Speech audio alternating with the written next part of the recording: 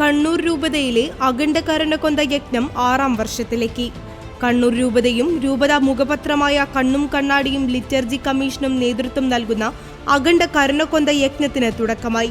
വിഭൂതി ബുധനാഴ്ചയായ ഇന്ന് രാവിലെ 6:30 രൂപതയുടെ ഭദ്രാസന ദേവാലയമായ ഹോളി ട്രിനിറ്റി കത്തീഡ്രലിൽ നടന്ന വിഭൂതി തിരുക്കർമ്മങ്ങൾക്ക് ശേഷമാണ് കാരുണ്യ ഈശോയുടെ ഫോട്ടോ അനാച്ഛാദനം ചെയ്തുകൊണ്ട് കണ്ണൂർ രൂപതാ മെത്രാൻ ഡോക്ടർ അലക്സ് വടക്കുംതല ഇതിന്റെ ഉദ്ഘാടന കർമ്മം നിർവഹിച്ചത്. രൂപതയിലെ 5907 വരുന്ന വിശ്വാസികൾ വിഭൂതി ബുധൻ മുതൽ കരുണയുടെ തിരുനാൾ ദിനം വരെയുള്ള 1296 മണിക്കൂർ, ഏകദേശം 56 ദിനങ്ങൾ ഇടമുറിയാതെ ഓരോ 15 മിനിറ്റിലും ഈ അഖണ്ഡ കരുണകൊന്ത യജ്ഞത്തിൽ പങ്കാളികളാക്കി ദൈവജനത്തെ കൂടുതൽ കർമ്മോത്സുകരാക്കുകയാണ് രൂപതയുടെ ലക്ഷ്യം.